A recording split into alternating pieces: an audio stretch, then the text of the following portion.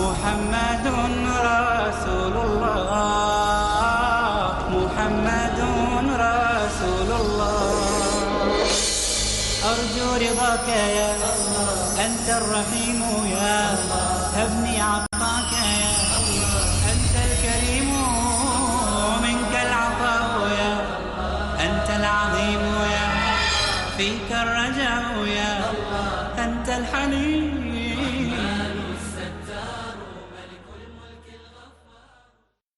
السلام علیکم ورحمۃ اللہ وبرکاتہ. الحمد للہ رب العالمین والصلاة والسلام علی رسولہ الکریم وعلی آلہ وصحبہ اجمعین ومن تبعہ بإحسان الی یوم الدین، اما بعد. محترم بھائیوں اور بہنوں، حدیث کی مشہور کتاب ریاض الصالحین کا تفصیلی مطالعہ اور ہر باب کا خلاصہ اور نچوڑ آپ کی خدمت میں پیش کیا جا رہا ہے. ریاض الصالحین حدیث کا وہ مجموعہ ہے جسے امام نووی رحمۃ اللہ علیہ نے بڑی محنت اور جانفشانی کے ساتھ مرتب کیا. اللہ تعالیٰ نے اس مجموعہ حدیث کو بڑی قبولیت عطا فرمائی. ہر دور میں یہ مقبول عام رہا ہے. امام نووی کا طریقہ یہ ہے، ہر چیپٹر کے تحت متعلقہ قرآن مجید کی آیات اور احادیث ذکر کرتے ہیں، کیونکہ قرآن اور حدیث کے ذریعے سے ہم اپنے ایمان اور عقیدے کو مضبوط کر سکتے ہیں، اپنے اعمال کو درست کر سکتے ہیں، اپنے نفس کا تزکیہ کر سکتے ہیں. اس لیے یہ گھر گھر کی ضرورت ہے. یہ ضرورت ہے علماء کی، خطباء کی، ائمہ کی، عوام کی. اس لیے کہ ہم سب اس بات کے خواہش مند ہیں کہ جنت ملے. ہم سب کی آرزو ہے کہ اللہ راضی ہو، مگر کیسے؟ جنت کیسے ملے گی؟ آرزوؤں اور تمناؤں سے نہیں، بلکہ قرآن و سنت کو سمجھنے اور اس پر عمل کرنے کے ذریعے سے حاصل ہوگی. لہٰذا کوشش کیجئے کہ قرآن و سنت کو پڑھیے، سمجھیے اور اس کے مطابق زندگی بسر کیجئے، تاکہ ہماری دنیا بھی کامیابی سے گزر سکے اور دنیا سے زیادہ آخرت بن اور سنور سکے. ہم نے گزشتہ جہاں درس کا سلسلہ روکا تھا وہ حکمرانوں کے سلسلے میں تھا کہ عدل و انصاف کرنے والے حکمران، ان کا مقام بہت قیامت کے دن اونچا ہوگا. لیکن اس کے مقابلے میں وہ لوگ جو ظلم اور ستم کرنے والے ہیں، رعایا کے حقوق دبانے والے ہیں، قیامت کے دن جنت کی خوشبو سے وہ محروم کر دیے جائیں گے. اسی طرح سے وہ لوگ جو حکومت لینے کے لیے، ذمہ داریاں لینے کے لیے چھینا جھپٹی کریں، اپنی کوشش سے وہ حاصل کریں، تو اللہ تعالیٰ کی رحمت اور برکت وہاں سے نکال دی جاتی ہے. اور جنہیں ان کی قابلیت کی بنیاد پر وہ کام دیا جائے، اللہ کی نصرت ان کے ساتھ رہتی ہے. رسول اکرم صلی اللہ علیہ وسلم جو لوگ حکومت یا ذمہ داریاں مانگتے تھے انہیں نہیں دیا کرتے تھے، اور اسی طرح سے جو لوگ اس کے کیپبل نہ ہوں، ان کے اندر وہ ایبیلٹی اور صلاحیتیں نہ ہوں جو ایک حکومت چلانے کے لیے ضروری ہیں، انہیں بھی نہیں دیا کرتے تھے، کیونکہ ہر آدمی کو اللہ تعالیٰ نے ایک جیسی صلاحیت نہیں دی. حکومت چلانے کی کچھ صلاحیتیں اور ذمہ داریاں ہیں، اسی طرح اور مختلف شعبوں کی. تو آدمی کو وہی کام کرنا چاہیے، وہی اختیار اپنے اوپر لینا چاہیے جس کے بارے میں وہ سمجھتا ہے کہ میں اس کے تقاضوں کو پورا کر سکتا ہوں. ورنہ قیامت کے دن باعث ندامت اور قیامت کے دن باعث حسرت اور پچھتاوا بن جائیں گی یہ ذمہ داریاں. اب ایک اور باب ہے ہمارے سامنے جس کے اندر خاص طور پر حکمرانوں کو ایک اور ہدایت دی گئی کہ اگر ذمہ داری مل جائے تو تمہیں اپنے وزراء، اپنے منسٹرز کیسے بنانا چاہیے، سفارش کی بنیاد پر یا کسی اور مقصد کے لیے عہدے دینا یہ درست نہیں ہے. عہدے اور وہ بھی بڑے عہدے صرف انہی کو دیے جائیں جو اس کے تقاضوں پر فٹ اترتے ہوں، جو اس کے ساتھ انصاف کر سکتے ہوں، جن کو معلوم ہے کہ اس عہدے کے تقاضے کیا ہیں اور میری اپنی کتنی کیپبلٹی ہے، میں اس ذمہ داری کو پوری کر سکتا ہوں یا نہیں کر سکتا. اور بعض اوقات یہ بھی ہوتا ہے کہ اگر وزیر صحیح نہ ہو تو حکومت کی نیک نامی بدنامی میں بدل جاتی ہے، اور اگر وزیر صحیح ہوں گے تو حکومت کی کمزوریاں بھی اچھائی میں بدل سکتی ہیں. تو یہ ڈیپینڈ کرتا ہے کہ ساتھ کس قسم کے لوگ ہیں. تو اس کے لیے ایک جو بات بتائی گئی قرآن کریم میں، اس کا ایک حکم دیا گیا کہ الاخلاء یومئذ بعضهم لبعض عدو الا المتقین، کہ قیامت کے دن آپس کے دوست دنیاوی تعلقات اور معاملات میں ہم نشینی کرنے والے، ہم نوالا اور ہم پیالہ، قیامت کے دن ایک دوسرے کے دشمن بن کے کھڑے ہوں گے۔ جب دیکھیں گے کہ میرے نامہ اعمال میں سوائے ندامت اور پچھتاوے کے کچھ نہیں ہے، وہ اس کے خلاف بولے گا، اس کی وجہ سے میں تباہ ہوا۔ وہ اس کے خلاف کاؤنٹر اٹیک کرے گا کہ نہیں، تمہاری وجہ سے میں تباہ ہوا۔ دونوں تباہ اور برباد ہوئے وہاں پر۔ لیکن جو متقی ہیں، تقوی شعار ہیں، اخلاص کے ساتھ کام کرنے والے ہیں، وہ وہاں دوست بن کر کھڑے ہوئے ہوں گے۔ یعنی دونوں طرح کے لوگ ہیں، جو برائی کے لیے جمے ہوئے تھے وہاں دشمن بن جائیں گے ایک دوسرے کے، جو بے انصافی کرتے رہے وہاں دشمن بن جائیں گے ایک دوسرے کے، جو لوگوں کے حقوق دباتے رہے وہ دشمن بن جائیں گے وہاں، اور کوشش کریں گے کہ یا اللہ اسے جہنم ملے اور میں کسی طرح بچ جاؤں۔ ملے گی تو دونوں کو جہنم۔ مگر جو متقی ہوں گے، جو خیر کے کام میں تعاون کرتے رہے، وہ وہاں پر دوست اور محبوب بنیں گے ایک دوسرے کے، کیونکہ دونوں پاس ہونے والے ہیں، دونوں نجات پانے والے ہیں، دونوں کا دنیا کے اندر طریقہ کار حق کا تھا، انصاف کا تھا، سچائی کا تھا۔ تو رسول اکرم صلی اللہ علیہ وسلم نے اس سلسلے میں ایک خاص حکم دیا، ابو داؤد کی حدیث ہے، کہ جو لوگ اپنے ساتھ نیک لوگوں کو شامل کرتے ہیں ان کی مثال کیا ہے؟ اللہ تعالیٰ ان کے ساتھ خیر اور بھلائی کا فیصلہ فرماتے ہیں۔ یعنی اللہ نے ان کے ساتھ خیر کا ارادہ کیا، ان کو اچھے دوست ملے، اچھے وزراء ملے، اچھی منسٹری ملی، اور جن لوگوں کے ساتھ خیر کا معاملہ نہ ہو ان کے ساتھ برے دوست مل جاتے ہیں، بری منسٹری ان کو ملتی ہے، برے وزیر ان کو ملتے ہیں۔ تو بہت سی حکومتوں کو ہم دیکھ سکتے ہیں کہ بعض اوقات حالات کیا ہوتے ہیں لیکن مشیر کیا غلط مشورہ دیتے رہتے ہیں، کیونکہ مشیر یہ دیکھتے ہیں بعض اوقات کہ وزیر صاحب کیا سننا چاہتے ہیں، سچ کیا ہے، غلط کیا ہے، حق کیا ہے، باطل کیا ہے، اس کی طرف گئے بغیر وہ دیکھتے ہیں اس کا موڈ کیا ہے، یہ کیا چاہتا ہے، وہ جو چاہتا ہے وہی سناتے ہیں، چاہے وہ غلطی کیوں نہ ہو۔ اسی سے وقتی طور پر ان کو واہ واہ ہوتی ہے، فائدے حاصل ہوتے ہیں۔ اور اگر وزیر حق پسند ہو، انصاف پسند ہو، تو وہ خود جائزہ لے گا حالات کا، ورنہ یہ مشیر بعض اوقات تباہی کا سبب بھی بن سکتے ہیں۔ اور جو خیر کے مشیر ہیں، اچھے مشیر ہیں، متقی بھی ہیں، کام کرنے کی صلاحیت بھی ہے، تو وہ جی حضوری نہیں کریں گے، بلکہ ایسا مشورہ دیں گے جو دنیا میں بھی صحیح ہو اور اللہ کے پاس بھی ان کو سرخرو کر سکے۔ جو حق ہے وہی بتائیں گے، چاہے اس کی طبیعت پر اس کے ناگوار اثرات ہوں، پسند کرے یا نہ کرے۔ اور جو چیز درست نہیں ہے وہ بتائیں گے کہ صاحب آپ نے یہ غلط فیصلہ کیا۔ وہ ہاں میں ہاں نہیں ملائے گا، اگرچہ کہ اس کی وقتی طور پر بات تھوڑی سی تلخ دکھائی دیتی ہے، مگر یہ تلخی اس کو دنیا میں بھی سرخروئی عطا فرمائے گی، آخرت کی نجات کا ذریعہ بھی بننے والی ہے۔ تو اللہ تعالیٰ جب فیصلہ کرتے ہیں کسی کے ساتھ خیر کا تو اچھے وزیر ان کو ملتے ہیں، اچھے مشیر ان کو ملتے ہیں، اور اگر جب شر کی بات ہوتی ہے تو اسی طرح کے شر کی بات کرنے والے ہوتے ہیں۔ ایک موقع پر حضرت عمر بن خطاب رضی اللہ عنہ خلیفہ ثانی، کتنا بڑا مقام، کتنی بڑی اسلامی ریاست کے وہ حکمران، ایک عام سا بدو آدمی ایک موقع پر ان سے کہتا ہے اتق اللہ، اللہ کا تقوی اختیار کرو، ڈرو اللہ سے۔ کس کو کہہ رہا ہے؟ اتنے بڑے حکمران حضرت عمر کو، جن کا صحابیت میں بھی مقام بہت اونچا، حکمرانی میں بھی بہت اونچا، مگر سوچنے کا انداز کیا تھا دیکھیے۔ حضرت عمر نے اس کے اس جملے کو سن کر کہا کہ جب تک ہم میں ایسے لوگ موجود ہوں گے جو حکمرانوں کو اتق اللہ کہہ سکتے ہیں تو حکمران صحیح ٹریک پہ رہیں گے، صحیح راستے پر قائم رہیں گے، اور جب تم اتق اللہ کہنا چھوڑ دو گے ہم بھی تباہ اور برباد ہو جائیں گے۔ یعنی انہوں نے اپریشیٹ کیا، پسند کیا اس کو۔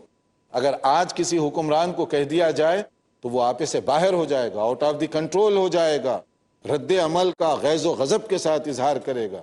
تمہاری مجال کہ مجھے تم نصیحت کرنے آگے ہو، تمہاری مجال کہ تم میرے ساتھ یہ بات کر رہے ہو۔ دیکھیے خیر کے حکمرانوں میں اور جو لوگ شر پسند ہیں کتنا فرق ہے، کس طریقے سے دونوں کی چل رہی ہے۔ حضرت عمر رضی اللہ تعالیٰ عنہ نے ایسے گورنر منتخب کیے تھے جو ان کی حکومت کو نیک نامی کے ساتھ چلا رہے تھے، حکمران بھی ویسے ہی اور گورنر بھی اسی طرح کے تھے۔ ایک موقع پر حمص جو عراق کے قریب کی جگہ تھی، وہاں سے ایک وفد آیا حضرت عمر بن خطاب رضی اللہ عنہ کے پاس۔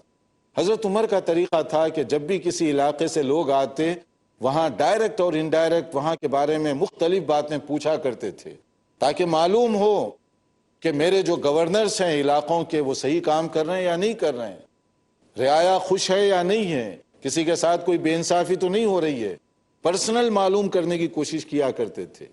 تو حضرت عمر رضی اللہ عنہ کے پاس جب یہ وفد آیا تو انہوں نے مختلف سوالات وغیرہ کیے۔ اس کے بعد حضرت عمر نے کہا کہ اگر تم مجھے ایک لسٹ بنا کر دے دو ضرورت مند لوگوں کی جو اپنے علاقے کے ہیں، تاکہ بیت المال سے ان ضرورت مندوں کی مدد کی جائے۔ آپ کو پتہ ہے اس وفد نے جو فہرست بنائی اس میں سب سے پہلا نام کس کا تھا؟ انہوں نے کہا کہ اگر امیر المؤمنین مدد کرنا چاہتے ہیں تو سب سے زیادہ مستحق مدد کے ہمارے گورنر حضرت سعید ہیں۔ حضرت عمر نے وہ دیکھ کر پوچھا یہ پہلا نام کس کا تم نے لکھا ہے؟ کہا گورنر صاحب کا۔ تو انہوں نے کہا اللہ تیرا شکر ہے کہ میں نے انتخاب میں کوئی غلطی نہیں کی۔ لوگوں نے بتایا کہ انہوں نے ایسا سسٹم بنایا ہے، ہم سب خوشحالی کی زندگی بسر کر رہے ہیں، ہم سب آرام کی زندگی بسر کر رہے ہیں۔ اگر ضرورت مند ہے تو خود ہمارے گورنر صاحب ضرورت مند ہیں، اگر تنگ دستی ہے تو گورنر کے پاس تنگ دستی ہے، ورنہ ہم سب کو انہوں نے خوش رکھا ہوا ہے۔ یہ انداز ہوتا تھا۔ حضرت عمر رضی اللہ تعالی عنہ اس پر اللہ کا شکر ادا کر رہے ہیں۔ یہ وہ گورنری کا طریقہ ہے کہ گورنر غریب اور رعایا امیر، کیا اس کی کوئی مثال دی جا سکتی ہے اس وقت؟ یہ اور اس طرح کی بہت سی مثالیں اس دور کی تھیں حضرت عمر بن خطاب رضی اللہ عنہ کی، جب خیر کے چشمے پھوٹ رہے تھے ہر طرف، اللہ تعالیٰ کی طرف سے نصرت اور مدد نازل ہو رہی تھی، لیکن جب ہم نے اس کو بھلا دیا تو پھر معاملہ اس کے برعکس ہو گیا، جس کے نقصانات ہم ہر طرح سے اس وقت بھی دیکھ سکتے ہیں۔ جیسے نبی کریم صلی اللہ علیہ وسلم نے جو آدمی ولایت کو طلب کرتا ہے آپ نے اس کو پسند نہیں فرمایا، کیونکہ یہ ایک ذمہ داری ہے، اس کو تم پوری نہ کرو تو قیامت کے دن یہ حسرت اور پچھتاوے کا ذریعہ بھی بن سکتی ہے۔ اللہ تعالیٰ سمجھنے کی توفیق عطا فرمائے۔ یہاں وقت ہوا ہے ایک بریک کا، دیکھتے رہیے پروگرام، مختصر وقفے کے بعد دوبارہ حاضر ہوں گے۔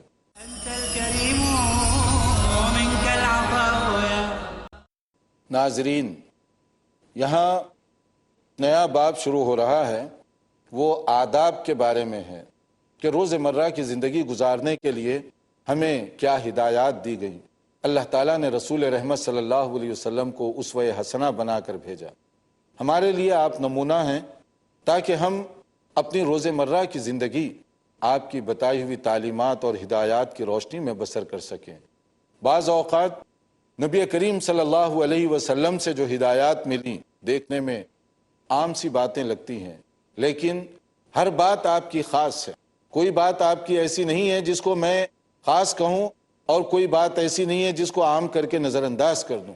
یہ غلط انداز ہوگا، یہ غلط فکر کا نتیجہ ہے کہ بعض لوگ نبی کریم صلی اللہ علیہ وسلم کے ارشادات، فرامین، احکام اس کو تقسیم کرنے کی کوشش کرتے ہیں کہ یہ چھوٹی چھوٹی سنتیں ہیں، اور ہم بڑی بڑی باتوں پر، ہائی پیمانے کی باتوں پر عمل کرنا چاہتے ہیں۔ یہ ناکام لوگوں کا انداز ہے، یہ وہ لوگوں کا طریقہ ہے جو صحابہ کرام کے منہج سے ہٹے ہوئے ہیں۔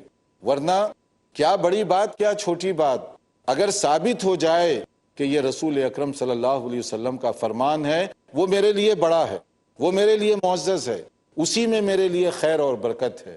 یہی صحابہ کرام کا انداز ہوا کرتا تھا۔ اس لیے ہر مسلمان بھائی اور بہن کی یہ جستجو ہونی چاہیے کہ وہ یہ معلوم کرے کہ رسول اکرم صلی اللہ علیہ وسلم کی زندگی کیسے تھی، آپ کی ہدایات کیا ہیں، آپ کی سنت کیا ہے، تاکہ میرے روز مرہ کے کام اس سنت کی روشنی میں ڈھل سکیں، سنت کے مطابق بسر ہو سکیں۔ اس کے لیے امام نووی رحمۃ اللہ علیہ نے یہ جو مشہور کتاب ہے ریاض الصالحین، اس میں کئی ابواب میں اس کا تذکرہ کیا ہے کہ نبی کریم صلی اللہ علیہ وسلم روز مرہ کی زندگی میں آپ کی کیا ہدایات تھیں۔ ان میں سے ایک حیا اور شرم کے بارے میں ہے۔ شرم و حیا ایک مسلمان بھائی اور بہن کے لیے بہت بڑی بات ہے۔ ہم میں اور دوسروں میں بہت بڑا فرق ہے، جیسے کہا گیا اذا لم تستحی فاصنع ما شئت، اگر تم شرم و حیا کو نکال دو گے تو پھر جو چاہے کرتے رہو۔ شرم و حیا یہ انسان کے لیے گویا بریک ہے۔ اسی لیے اس مشہور حدیث میں جس میں رسول اکرم صلی اللہ علیہ وسلم نے فرمایا الایمان بضع و سبعون شعبہ، اور ایک دوسری حدیث میں کہا الایمان بضع وستون شعبہ، کہ ایمان کی 70 سے زیادہ شاخیں، اور ان میں سے آپ نے فرمایا الحیاء شعبۃ من الایمان، حیا، شرم، یہ کیا ہے؟ ایمان کا ایک حصہ ہے۔ اور خود رسول اکرم صلی اللہ علیہ وسلم دیکھیے اپنے روز مرہ کی زندگی میں شرم کا پیکر تھے، ہر جگہ ہر انداز سے آپ اس کے ساتھ عمل کیا کرتے، بلکہ بعض اوقات قضائے حاجت کے لیے بھی آپ تشریف لے جاتے تو اتنی دور چلے جاتے، بعض صحابہ کو بڑا تعجب ہوتا کہ اس کے لیے اتنی دور جانے کی کیا ضرورت ہے۔ یہ نبی کریم صلی اللہ علیہ وسلم کا طریقہ تھا، صحابہ کرام کا بھی یہی انداز تھا۔ حضرت عثمان رضی اللہ تعالی عنہ، ان کے مختلف جو خطابات اور القاب ہیں ان میں سے اس ٹائٹل کے ساتھ کہ حیا، شرم، خاص ان کا ایک وصف تھا۔ بلکہ رسول اکرم صلی اللہ علیہ وسلم ایک موقع پر ایک جگہ تشریف فرما تھے اور بہت سے صحابہ آئے، آپ ویسے ہی بیٹھے رہے، لیکن جب حضرت عثمان تشریف لائے تو آپ اپنی پوزیشن کو تبدیل کر کے ذرا تیار ہو کر بیٹھے، کپڑوں کو ٹھیک کر کے۔ صحابہ کو بڑا تعجب ہوا کہ اور لوگ آئے تو آپ ویسے ہی بیٹھے تھے، حضرت عثمان کے آتے ہوئے آپ ذرا سا ٹھیک ہو گئے۔ تو کہا کہ جس آدمی سے فرشتے اس کا احترام کرتے ہوں اور اس کی شرم کی قدر کرتے ہوں تو میں کیوں نہ کروں۔ یعنی حضرت عثمان رضی اللہ تعالی عنہ کے عمل کا جو جذبہ ہے اس کو آپ نے اپریشیٹ کیا۔ اس چیپٹر کو آپ پڑھیے اپنے بچوں کے ساتھ بیٹھ کر، اور اس کی روشنی میں ہم اپنا جائزہ لیں کہ شرم و حیا کے فائدے کیا ہیں۔ جیسے فرمایا گیا، نبی صلی اللہ علیہ وسلم نے ارشاد فرمایا الحیاء لا یأتی الا بخیر، کہ حیا کے ذریعے سے، شرم کے ذریعے سے خیر اور بھلائی پہنچے گی، نقصان نہیں ہوگا تم کو اس کا۔ اور قرآن کریم میں دیکھیے اس سلسلے میں مختلف احکام دیے گئے کہ ایک مسلمان کو کس کس طریقے سے ان چیزوں پر عمل کرنا چاہیے، کس کس طریقے سے اس سے متصف ہونا چاہیے۔ تو بہرحال شرم و حیا ایک بہت ہی اچھا زیور ہے مسلمان بھائی اور بہن کے لیے، اس سے متصف ہونے کی کوشش کرنی چاہیے، اس کے بارے میں بتانا بھی چاہیے، واقفیت بھی چاہیے۔ پھر اس میں ایک دوسرا ہے کہ رازداری جو ہے سر، اس کی حفاظت کرنی چاہیے۔ مطلب کوئی آدمی اپنا سیکریٹ کوئی بتاتا ہے یا آپ سے مشورہ کرنے کے لیے آیا، اب آپ کو وہ اعتماد میں لے کر اپنا مشورہ کر رہا ہے، آپ جا کر دوسروں کو دیں، یا اپنے گھریلو زندگی کے اندر کچھ باتیں ہوتی ہیں آپ آ کر پبلک میں اس کو ظاہر کر دیں، یہ چیز پسندیدہ نہیں ہے۔ یہ بے حیائی کی چیزیں ہیں کہ گھر کی باتیں آپ لا کر بازار میں رکھیں، لوگوں کے سامنے رکھیں، یہ چیز ناپسند ہے۔ اگر آپ کی بیوی کی طرف سے کوئی بات ہوئی آپ دوسروں کو جا کر بتائیں گے، اور اگر شوہر کی طرف سے کوئی بات ہو خاتون خانہ جا کر باہر دوسروں کو بتائے تو کس کی بے عزتی کروا رہی ہے، کیا اس کا فائدہ ہوگا؟ تو راز کی حفاظت کرنا، پوشیدہ باتوں کو پوشیدہ ہی رہنے دینا، یہ اسلامی تعلیمات میں سے ہے۔ جیسے کہا گیا وَأَوْفُوا بِالْعَهْدِ إِنَّ الْعَهْدَ كَانَ مَسْئُولًا، جو تم سے مشورہ کرے، جو اگریمنٹ کرے، جو تم سے کوئی وعدہ لے، اس کا خیال رکھو، اس لیے کہ اس کے بارے میں تم سے پوچھا جانے والا ہے۔ میں نے تمہیں معتبر جان کر مشورہ کیا اور آپ نے وہ دوسروں کو بتا دیا تو میرے اعتماد کو آپ نے ٹھیس پہنچائی۔ یا اسی طرح سے کوئی گھریلو مسئلے میں میں کسی سے مشورہ کر رہا ہوں اور وہ جا کر دوسروں کو غلط انداز سے بیان کرے، یہ بھی اس کے لیے نقصان دہ چیز ہے۔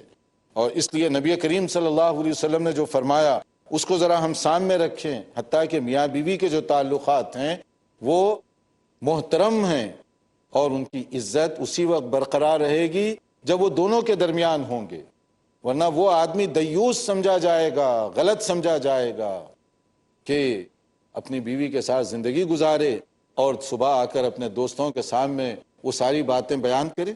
یہ چیزیں اللہ تعالیٰ کے غیظ و غضب کا سبب بنتی ہے۔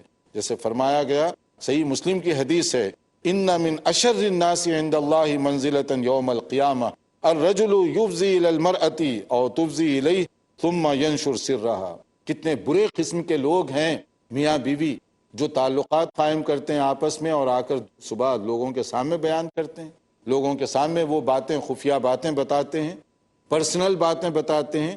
اس کی قطعاً اجازت نہیں دی گئی۔ یہ جوک یا مذاق کی چیز نہیں ہے، بلکہ یہ چیز نبی کریم صلی اللہ علیہ وسلم کی ہدایات کے خلاف جاتی ہے۔ نبی صلی اللہ علیہ وسلم کے صحابہ دیکھیں، حضرت انس رضی اللہ عنہ نے 10 سال تک خدمت کی. نبی کریم صلی اللہ علیہ وسلم ایک مرتبہ انہیں ایک کام سے بھیجے. جب وہ کام سے گئے تو پھر ان کی والدہ سے بھی ملاقات ہو گئی. تو ماں نے پوچھا کہ کہاں گئے تھے؟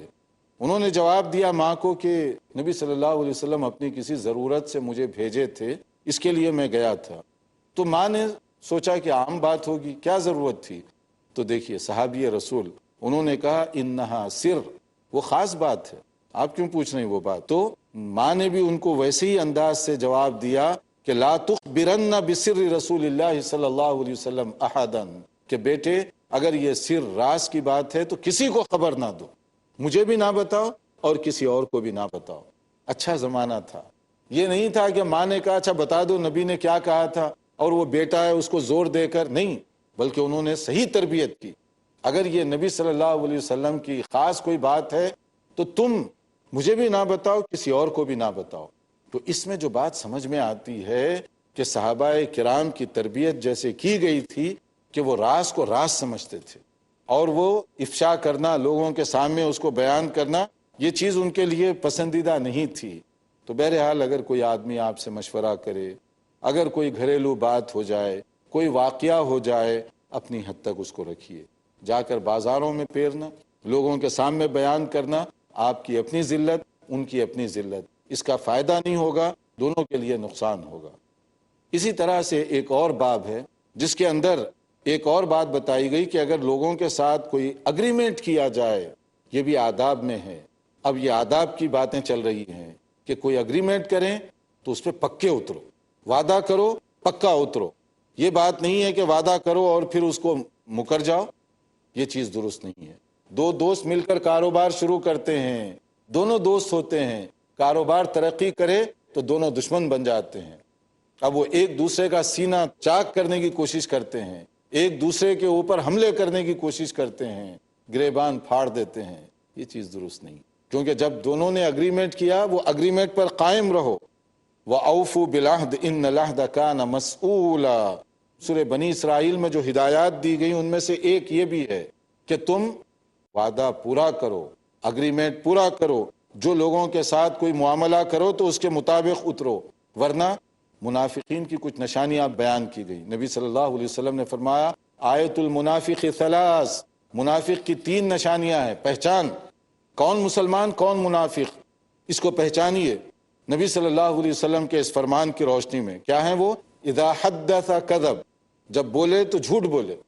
وَإِذَا وَعَدَ أَخْلَفَ، جب وعدہ کرے تو وعدہ خلافی کرے، اگریمنٹ کرے توڑ دے اس کے خلاف. اور وَإِذَا اؤْتُمِنَ خَانَ، جب امانت رکھی جائے تو اس میں خیانت کرے. اب اگر کسی کے اندر یہ تینوں چیزیں پیدا ہو گئی، پکا منافق. اور اگر ایک بات پیدا ہوئی تو سمجھ لیجئے کہ نفاق، ہیپوکریسی کی ایک علامت اس کے اندر آ گئی. تو جو منافقین کی نشانیاں ہیں اس کو پڑھیں، سمجھیں، کہیں ایسا تو نہیں ہم بھی اس بیماری کے اندر مبتلا ہیں. اللہ تعالیٰ محفوظ رکھے. اس میں اور بھی کچھ باتیں ہیں لیکن وقت ہمارا یہاں پر پورا ہو رہا ہے، تو انتظار کیجیے اگلے درس کا. انشاءاللہ نئی معلومات کے ساتھ حاضر ہوں گے. والسلام علیکم ورحمۃ اللہ وبرکاتہ. هذا القرآن يوحدنا لطريق الخير يوجهنا الله تعالى أنزله ورسول الله معلمنا